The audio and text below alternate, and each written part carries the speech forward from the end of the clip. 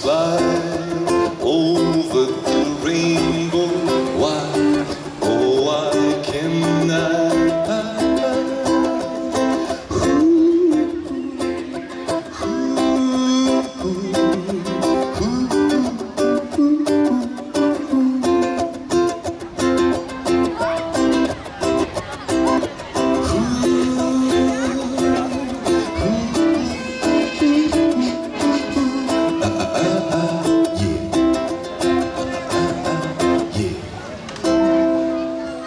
Poslední květnová sobota, stojíme opět v Zámeckém parku, již tradičně tento víkend patří historickému jarmarku a oslavám Dne dětí. Když jsem se letos díval do programu, zdálo se mně, že je trošičku víc zaměřen spíš na ty děti, je tomu tak? Je tomu tak, máte pravdu.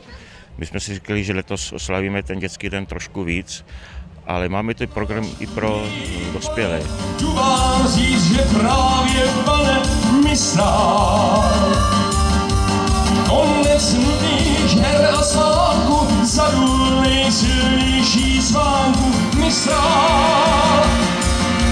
Že raz se vám ještě můžu líbil, vítr nemá a já trochu zlíbil. Odpusťte mě, cizí pane, chtěl jsem říct jen to, že pane mistrál.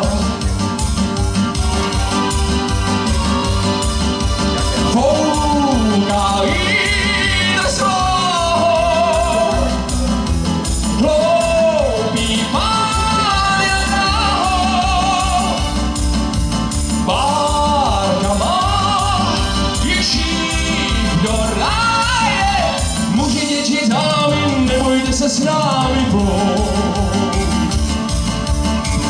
děkuji vám. Tradičně první akcí na historickém jarmarku je dětský rybolov kolem zámeckého rybníčku. Kdo ho pořádá, co všechno je tam pro děti připraveno? Tento výlov a hry u rybníčku pořádá soukromá osoba, je to pan Ivo Krechler, který je nájemcem této lokality a kromě lovení ryb tak má připraveny pro děti různé hry a různé soutěže. Mimo jiné taky v tomto prostoru se mohli děti seznámit s exotickými zvířaty, jako byla například lama. A tento zvířecí koutek zajišťuje skupina Štvanci.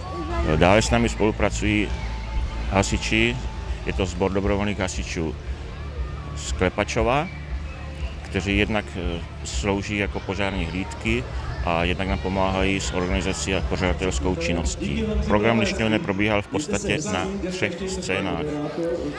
Dole u rybníčku byly hry pro děti a lovení ryb. Pak jsme měli na nádvoří Blajenského zámku dopoledne několik pohádek pro děti. Přišli jsme vám písně hrát, netvařte se kysele, nikdo nesmí v koutě stát. V parku na hlavním pódiu probíhá program opět od rána.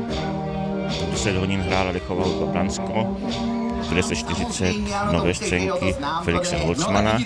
Je to v podstatě člověk, který není imitátor tady tohoto umělce, ale jmenuje se David Šír a má koupená práva a může účinkovat s těmito scénkami i se scénkami novými, které ještě nikdy pan Felix Holzman nezveřejnil, pouze je napsal. Já vám to tedy prozradím. Addis Abeba je název města a je to hlavní město Etiopie. Kdo pije? Etiopie. Stát země. Země celá pije. Ale vidíte, to je zase taková divná otázka. Perany jsou dobrá řádka, ale nikoli pro čelní náraz. Perany, tuc. Na kole, kola více žití, kola nechtěčí, cigářskou mítí. Z letovisk nám přijeli mažoretky, které několikrát vystoupily během odpoledne. Duo Martin a Martin měli připravenou abecedu pro děti.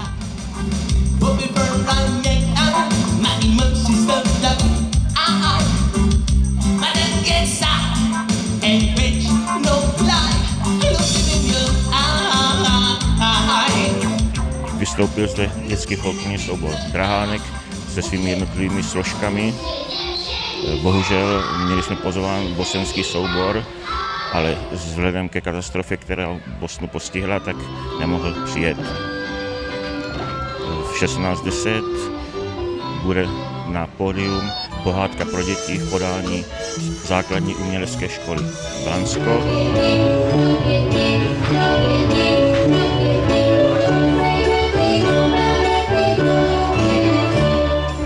Pro děti zde také vystoupí Ju a Hele na kouzelném paloučku, skupina Kaštánci, usípky budou modely vrtulníků a k večeru přijedou Štvanci a budou provádět výcvik kavalerie hulánů. To jsme měli víceméně takový ten kulturní program.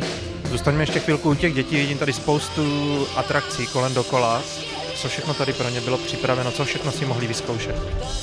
Nafukovací skuřavku, houpačky pouťové, trampolínu, malování na obličej, mohli vidět vrtulníky, modely vrtulníků, povozit se na konících, ukázky městské policie nebo výzbroje městské policie a segwaye.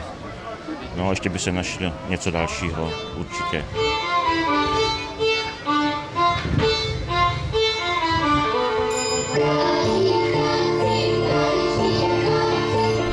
Jak náročné je připravit takovou celodenní akci a kdo se na přípravách všechno podílí? Kolik je to lidí?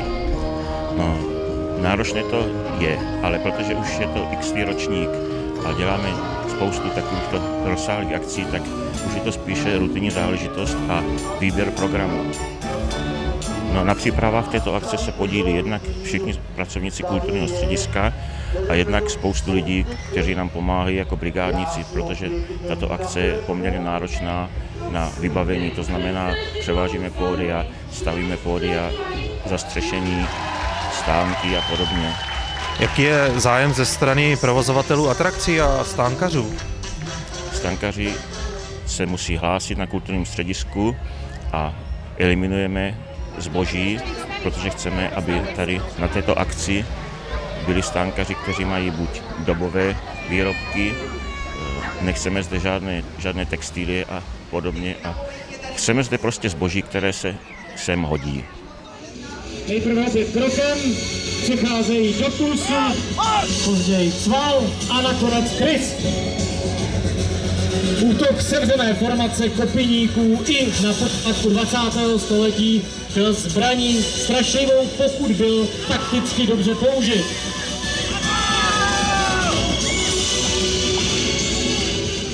Pro dnešek jsme připravili do Blanska zcela nový program.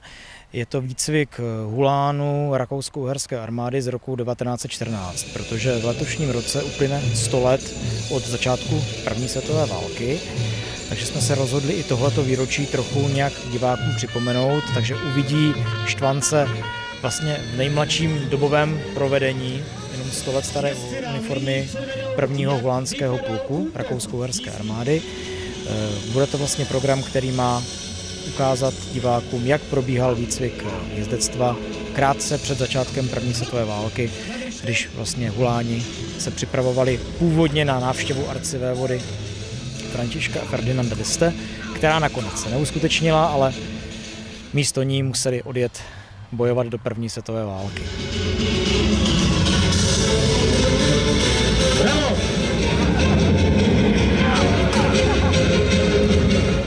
Diváci by měli vidět vlastně tak, jak cvičili rakouští vojáci podle dobového reglementu, to znamená výcvik ovládání šavlí, ovládání píky, střelbu ze sedla i boj muže proti muži, v čemž rakouská armáda poměrně vynikala a rakouští jezdci, a mezi nimi byla i řada našich předků, našich pradědečků Čechů, byli jedni z nejlepších na světě, takže my tímto chceme vzát tak trošku hold a připomenout právě návštěvníkům dnešního jarmarku to, že zanedlouho budeme slavit to z té výročí jednak sarajevského atentátu a jednak tedy začátku první světové války, což už jistě i v médiích mnozí zaznamenali a bude řada jiných příležitostí připomenout toto výročí, ale tady v Blansku aspoň tuto malou ochutnávku výcviku rakousko-uherského jezdectva z roku 1914.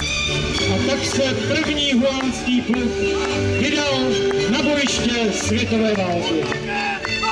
Vrcholem historického jarmarku a oslav Dne dětí tradičně bývá noční průvod, řekněme večerní program, následovaný nočním průvodem městem a ohňostrojem. Co bude v tom nočním programu ještě? No, na závěr celého dne vystoupí Standa Hložek a s několika písničkami ho doprovodí tanečnice ze Street Dance soukromé základní umělecké školy.